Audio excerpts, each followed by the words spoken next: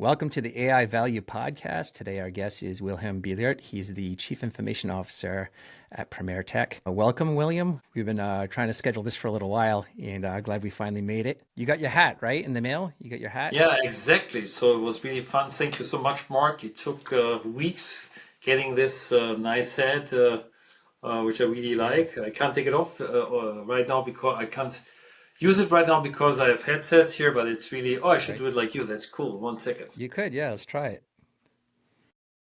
Nice, nice. Yeah, yeah. And you got the I mean we're matching now. This is awesome. So I mean these are I actually had like an option of going with a cheaper hat, and the first batch that we got was just kind of flimsy, and I'm like, we need good hats. Right? If we're going to give one to every one of our guests and who are going to be mentors, AI mentors, and we want it to be a nice quality product and everything. But yeah. So anyone else that's viewing, if you want to join as a guest, it would be awesome to have you. Yeah, I mean, so the focus of this podcast is on AI value creation, which is really the conversation that is at the top of minds of senior leaders, senior executives across Fortune 1000 and Absolutely. beyond, right? So it's sort of I mean, it's not easy. It's not easy to get there, and that's kind of the point of the book that you co-authored with Michael. So, The Secrets of AI Value Creation. Michael and Nisha, just Anisha, yes, yeah. So it's like I think it's really important to understand your journey and how you got to where you're at, which is you're still working towards AI value creation. You've had success along the way, but it is a multi-decade journey, just like any AI achiever. So if you could give us just a little for sure, background. Yeah, for, yeah. for, for, for sure. I mean, yeah, yes and no, because I was always interested since I even started going to university. I was always interested. How can you use computer hardware to really be more productive?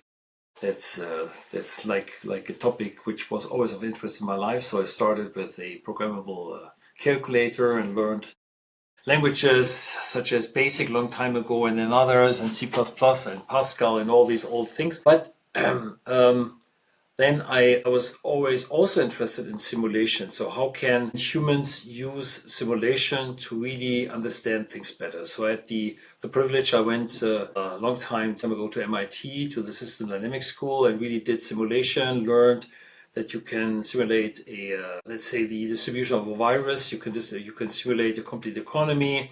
And then I really learned that the interaction between humans and computers are really helpful in a situation where there is a nonlinear relationship, and then the human can ask questions and the computer, the machine, can give answers, so that at the end it increases the understanding where you want to go.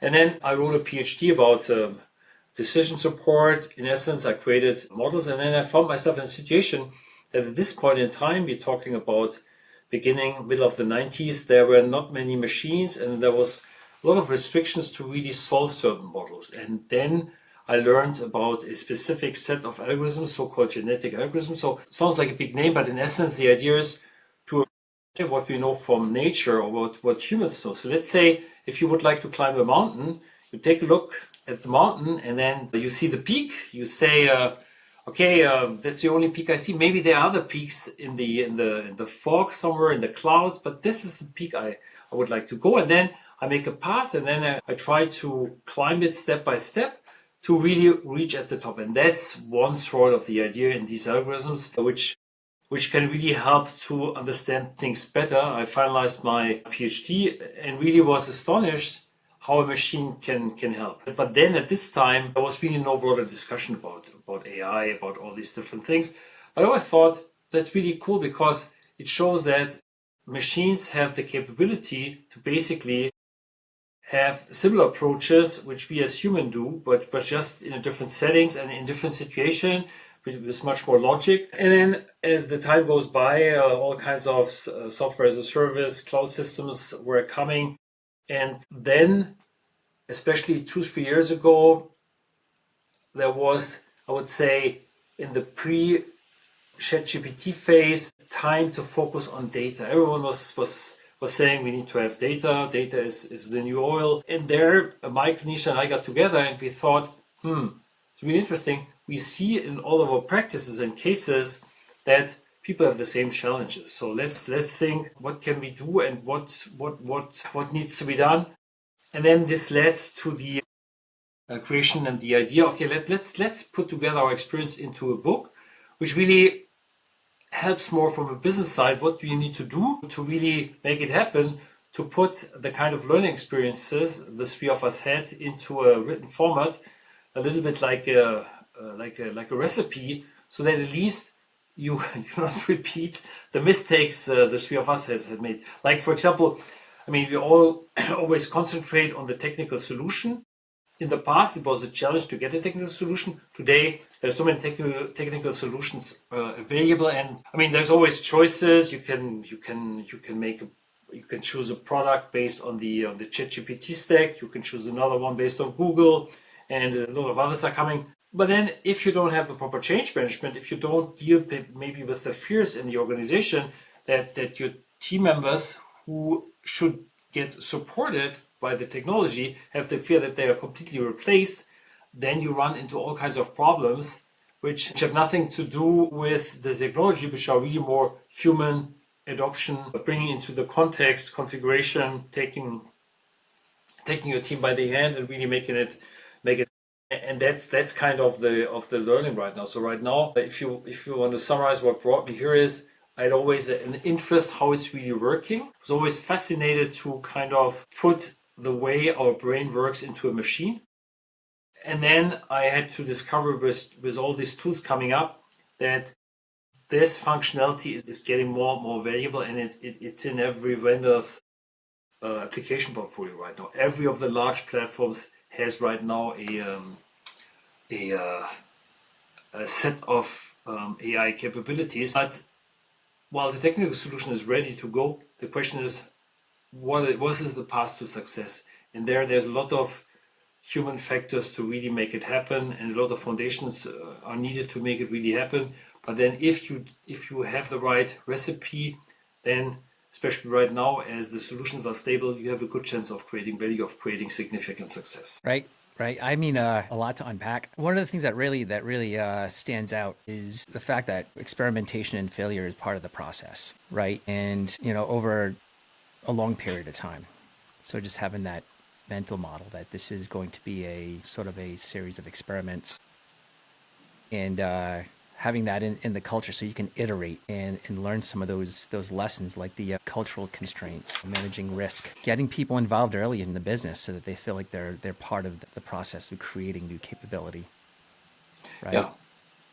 Yeah, but there's really different cases. There's clearly the case you describe, like if you want to really develop a completely new product based on some AI technology, that's totally true. So we need to, and it's really then a development project. Let's say you have the idea for something really, let's say disruptive, something in the what's called the physical AI space, the space where the AI can understand the surrounding, can understand the buildings, and then you would like to have a completely new product.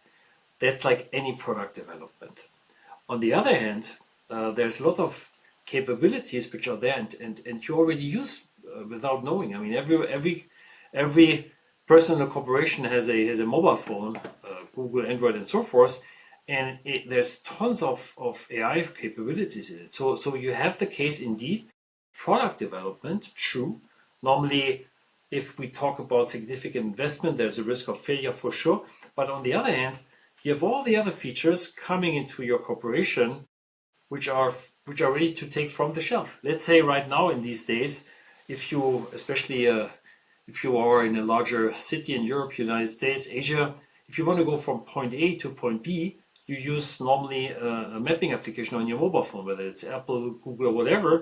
And at the end of the day, that's a classical AI use case. And it's so obvious for us that we don't think about it, but we just consume it. There's a lot of consumption in our environment and also in the business environment where you should really ask yourself, how can I take from the shelf the obvious. Like at one point in time in a company, you've selected to use classical office products such as Microsoft Word, PowerPoint, and Excel. And no one these days is challenging, shall I really use a spreadsheet or not? Everyone's just using it. It's totally normal. So there are so many products where it's more important to learn also for your corporation to learn the capability which comes with it and then really to use it.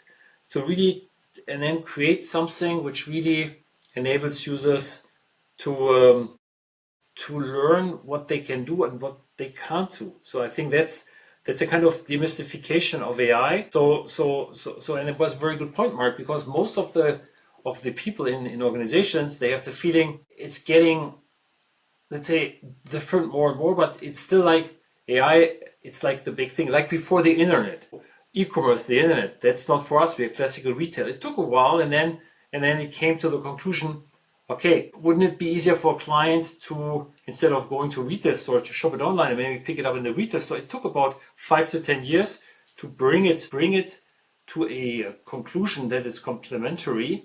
And I think it's the same with AI. We have these disruptional products.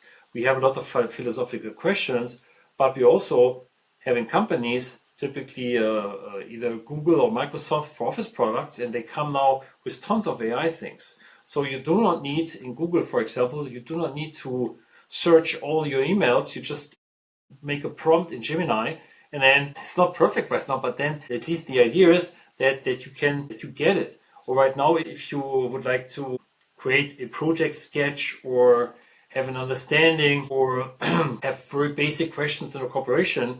I'm new in a corporation.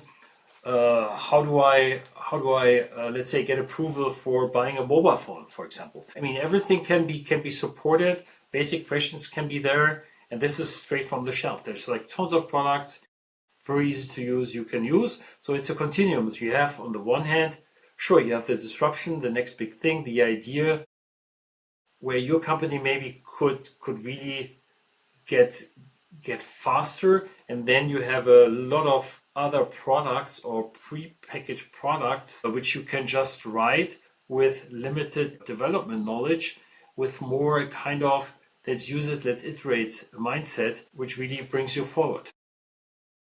Right. We've talked a few times about the importance of partnering with your existing vendors Exactly. and leveraging what they bring to the table. I mean, from a risk management standpoint, it makes a lot of sense and it makes it accessible to your people. So from a cultural standpoint, and acclimating your people to AI, ML capabilities, generative AI. I mean, like you said, Microsoft, Google, AWS, Salesforce, they all have some good stuff that can make people more productive and make them feel like their work is, it's important to the business to alleviate some of that anxiety about AI. Absolutely. If you're advising C-level executives at let's say a smaller corporation, Hmm. I think first taking an inventory of your starting state, like who are your vendors? What do they have? What do they bring to the table? What are the low-hanging fruits? Yeah, that's a very good point. There's a lot of ways to do this. So it really depends on the perspectives. So there's different approaches. Let's say the fast way would be really to take your major platforms, and you know for sure these platforms like a Microsoft. Maybe you have an ERP, let's say Oracle or SAP or Microsoft from whoever, or Workday, and then you use this platform, or Salesforce is a good example, and then you just check are there in your existing platforms features which you can switch on, or maybe you have them already, you just don't know, which can help you significantly. A good example is Salesforce. Salesforce has a lot of different domains, for sure for sales, but also customer portals, service management. And they have all right now AI features which can immediately help you. Like one, I think, very illustrative example is really Salesforce Sales Cloud, because with the AI product Einstein, you have a virtual assistant basically who tells you okay, you focus on these leads, but if I look at your history, in the past, you've been successful with these leads, so why don't you think about maybe you should shift a little bit to win more sales? Very basic, but very, very helpful. Or another good example is Agentforce. So Agentforce is a product which sits on Salesforce, which can create to create a virtual employee, a virtual team member with a defined role, with a defined knowledge, who can really help you doing certain things like creating a first draft of an offer, helping your clients to answer service requests, like for example, what shall I do to change my credit card number? Would like to get an appointment with a service tech from you. Can I do this here? So there's a lot of straightforward little things which can really help you to gain productivity. And don't forget, these are software solutions. So with your existing team, you can really increase your efficiency. Right. And then once you've gone through this exercise, you've actually have performed a gap analysis, so you know what you have and what you can set in motion, and then the gaps reveal themselves because it's the missing parts. Right. The big problem is always, especially, I mean, I think for each corporation, regardless whether you're small or whether you're larger, very often you have something where you really have a core competence. Let's say let's say you are a product corporation. Let's say you would produce, like us, you would produce gardening products like peat moss and other things to help plants to grow, to create wonderful tomatoes, to create a nice green for golf course and so forth. So you really know this, how to do this. But very often what I saw in my career is that the product is one thing, but everything around the product, the logistics, the whole processes, they really add to your efficiency. So, and then very often there's no focus on these processes which really support your value creation. And then if you come with a product which you use to support your processes, I think the very first step is to understand the platform you're using. And if you don't have a platform at all, then select one. And I would really recommend to understand how are the non-core processes built into a platform. And then if it's non-core, let's say you're really good in gardening products, but you maybe are not really good in logistics, right?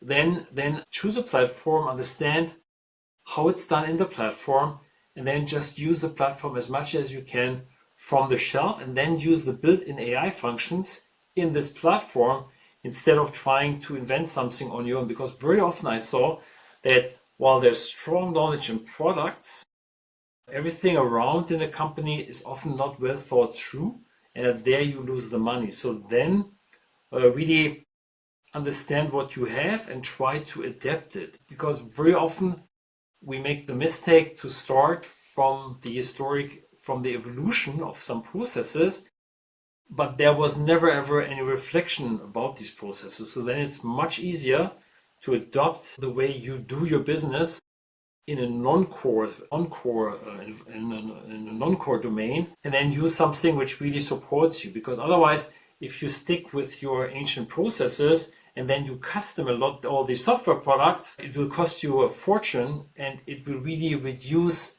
your speed, and on top of it, you'll have a hard time to use really the software. So if you really would like to have an easy, quick win, not product, not core competence related, I think that's a good approach to start from this angle. And then it's different if you really have, even if you have use cases, like one use case is often you have a lot of knowledge in your corporation for whatever you're dealing with. Let's use again the gardening product example. So we as a company, we have a lot of knowledge of gardening products. So then the question is there a way to give our customers access to the knowledge in a language agnostic fashion, so that regardless where we import the product, the customers can have always the same level of knowledge regardless of the language presented to them, and we can really scale it and overcome language barriers. But even if you go more to your product side, you find products which really have this capability. So unless it's something really new or really rocket science stuff. I think right now there's so much technology you can adapt, with the exception really of something very disruptive, something, let's say, ChatGPT or Google is working on. There's so many use cases you can really do from the shelf with very limited risk, because most of the products you pay on a consumption base. So the risk for you is very, very limited. It's more the risk of the time you spend, maybe some initial cost, but that's about it. So that getting the knowledge codified or in a form that can be served up across multiple languages, multiple cultures. I mean, growing nice, fresh, yummy tomatoes I think, is something that transcends all countries. We all I love hope them, so. right? Yeah, for sure.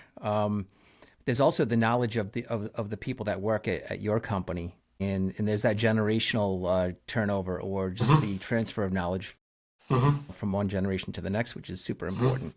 Hmm. So making that programmatic, and the fact that you can actually convert everything to text and then leverage generative AI to support that knowledge transfer is Hmm. super powerful. So that's low hanging fruit as well. Absolutely. Absolutely. A lot of the use cases that you advocate for, the approaches are focused around. When I read the book, there's four types of value creation, and I believe the first three are focused on, we would classify them as optimization use cases, Hmm. right? And then the fourth one is truly differentiating. You're creating a new business line Exactly. to, start generating new sources of revenue for the Hmm. company. So you wouldn't recommend somebody start with the fourth one. Let's focus on the first three. It really It's just it really depends on the context. So there's a lot of, for these low-hanging fruits, there's a lot of standard software right now you can use. Let's make a concrete example. Let's say you have a hard time really giving customer good service, giving them really a quick access to you. They have questions. They have a hard time calling you. They wait 30 minutes on the hotline. They're very, very unhappy. Why don't you choose one of the standard products, which brings you a bot functionality, so people can really ask simple questions like, I would like to change my credit card number. Here, it seems that you did a double booking on my credit card. All these things, which not very rocket science like, but which takes a lot of capacity and which creates a lot of frustration. Just go and create value with standard products. But on the other hand, if you have a significant idea to really change something, let's take, for example, all the robotic startups, which are especially in the space of the humanoid robot. They have great ideas, so then they go step by step and create something. It depends really on the context where you are, what you would do, what's your business purpose. If you're a startup in the, let's say, generative AI space, then you're a classical startup, and then you have an idea around AI. Go like a normal startup, and if you're a business and you are looking for, let's say, reaching your goals, can be that you don't find the qualified people, can be that you have a hard time really uh, getting always the latest knowledge, and then go with the optimization use cases. I would not exclude it. Really depends on the context. sure. And how do you measure success? And I think that depends on the context as well. But how would you guide someone, senior leaders, towards measuring success? That's a Some of this is hard to measure. Well, I mean, it really depends again in the context. So a startup you can measure on the valuation. So that's very easy. So let's take the startups for robotic AI. There's some startups which over the weekend doubled or tripled their valuation. So because they've been really clever to put them, or to create contracts with large clients, which then had an impact on the valuation. That's one element. On the other element, if we're talking about process optimization of something which exists. Let's say the telephone hotline story. You can measure customer satisfaction as of today, and then you do something different, and then you measure it again, and then you have all the time the statistical problems around it. But if you're in the optimization world, typically there's a process you would like to optimize. And then, as every process, you should have KPIs for the process. Can be whatever, can be revenue per team member, can be speed, can be number of complaints, can be a survey, and then you put the appropriate KPI into place, and you just compare before and after. That's it. It's not if at least you have a feasible result. I think that's relatively easy. The bigger problem is if you need a foundation and you should write a business case for a foundation. Let's say you don't have data governance in your company, okay? And you know to put a good data governance into place might cost you a significant amount, whatever that is. But to forecast the ROI you have on proper usage of data, that's tough. That's tough. So you can basically make a professional opinion. You can try to find some studies. That's tough. If you have at least an existing process and you have existing KPIs for the process, and then you replace, let's say, a human task by using a generative AI algorithm, then you can just measure. You can ask people saying, oh, now before it took like 10 weeks and we never reacted, and now you can play yourself in an online AI-based configurator and you get some proposals and you play with it. And then if you are ready, then you can ask an engineer to give you something. What's better? What evaluate the success with both? That's also not very complicated. So I would say the more it goes into abstract foundation, it's more difficult. But if you go with an existing platform and you do not have the proper data governance to use the existing platform, then you have a different problem. Then you should first bring the platform in order to use AI algorithms in the proper way, because otherwise, I mean, there's no magic here. If the data is not consistent, if the data is just not correct, the result can't be correct at all. So if the data is just generated as a consequence of doing business, and you have data, it resides in each functional silo of the business, but there's no governance in place. And data management, master data, data lineage, metadata, I mean, all this stuff is sort of interrelated, but it's really the cost of doing business. If you want to get to that achiever level, you really have to take care of the foundation. True, but let me come back to a remark I made earlier. Normally, it comes back to selecting a good platform. If you selected a good platform, and the big vendors normally are very good platforms, whether it's an SAP, a Microsoft, a Salesforce, a Google, then understand the platform and understand what comes with the platform, because normally there comes a concept and an understanding for certain data governance behavior with the platform. So then understand it and bring it to place so that at least you maybe have not the best practice, but you shouldn't have the worst. So you are somehow in an okay position, and then this allows you to really make it work. So what I see is often that as long as you have the money, it's easy to buy any of these solutions, but it's only part of the game. The real thing is to understand what it's doing, to use a proper way to really create value. And wasn't this the promise of data warehouse back in the day, to bring all the data together in a big Teradata data warehouse so that you can actually start to organize your data for consumption? It was mainly business reporting back then, right? But now we have Snowflake, there's Databricks, there's several others, right? Yeah, so this is at the end of the day, you have really you have on the one hand, you need to have a certain data governance. Then you need to collect the data, but then what's often forgotten is the whole capability of data literacy. And then you have really the problem of transforming data into action. We often still have the mindset, I have a report, that's good, because now I have an understanding. But we all know it's not, the report is only a temporary step to make a plan and then to measure again. But this is then again data literacy stuff. That's, by the way, that's maybe also an easy use case. So if you are in one platform, most of the vendors now allow you to really get an algorithm to give you certain remarks. For example, to really say, look, I've analyzed your sales report and I see here the following topics, and I would recommend the following actions, so that then it starts to bring us to a position where we have a starting point generated by the machine, and then we can ask ourselves, okay, it doesn't make sense, maybe something's forgotten, but at least it goes beyond having really a report on the desk, because then it is more to really create the action based on the. I'm happy to be in an exchange with Salesforce in different interesting levels. First of all, the company I work for is a partner of Salesforce since quite a long time,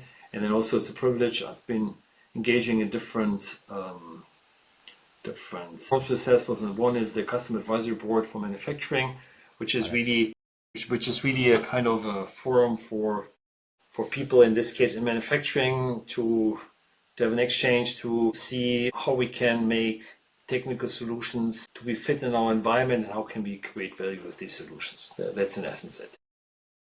Sounds fun. So you get together with a group of senior leaders from different manufacturing industries. That's exactly, and that's always interesting. I mean, that I can recommend for everyone, because you always think, or you often think, you're really alone. But if you exchange with other leaders, we work all on very similar projects. So very often, sure, in one enterprise you need to focus here, in another one you need to focus there. But normally the context where we stand, like, everyone is trying to get his or her arms around AI.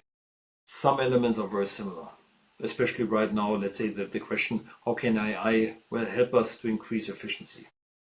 What a great source of mentorship. Thank you. Yeah, and it's like when talking to Michael as well, he's like the Friends Network, the network of mentors. Like, he views you as a mentor as well, right? So but not everybody has that. But everybody does. Like, senior leaders, they do feel like sometimes they're operating in a vacuum, and it's so important to have those mentors, which is kind of the basis of the secrets of AI value creation, is to have that mentorship network. Absolutely, yeah, that's very true. Which is it's really clever with the website. I'd recommend that our viewers visit the website, AI Value Secrets, and you can see that there's actually a subscription service to senior leaders like Will and Michael and Nisha for mentorship, and especially for those chief operating officers in the business side, executives on the business side, right? To get a neutral third party who can look at their situation with fresh eyes, and all of those lessons learned along the way. Exactly. So the people with scar tissue, that have done a lot of experimentation. And I remember you talking about not going too far down the path, right? You can find yourself invested in a whole new technology, a whole new stack, very expensive, and then find that you've painted yourself into a corner, right? So avoiding that is. Yeah, I think it's always, as you say, it's always good to have exchange and to avoid that you don't work in silos, because very often, at least that's my experience, we work on certain projects, we work in different roles for a specific time, and then our view gets more narrow. So, and then very often we concentrate ourselves on something, but sometimes an easy solution is around the corner, and as we are so stuck in the silo, we just don't get it. Or there's some new technology around the corner which exactly solves the problem, and we just don't know. So that was the idea, to create this group of mentors to have access to different people who can just bring a fresh perspective without running a big consulting project. So really to give access to people, to have an informal conversation about different topics, and then to advance a certain knowledge, so that at the end of the day it really improves the maturity of the company, and in a very practical matter. That's kind of the idea. Right. Practicality. Right. So it's just in life in general, it's hard to find a good mentor, and we all get kind of stuck. Like, as a musician, find myself stuck, so that I need to get some face-to-face time with a mentor. Yeah, exactly. Right? That's the idea. Yeah. So.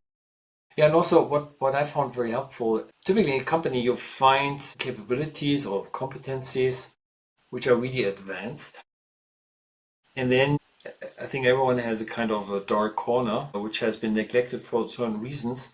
And I found it always very helpful in my life to find someone who is already a couple of years ahead.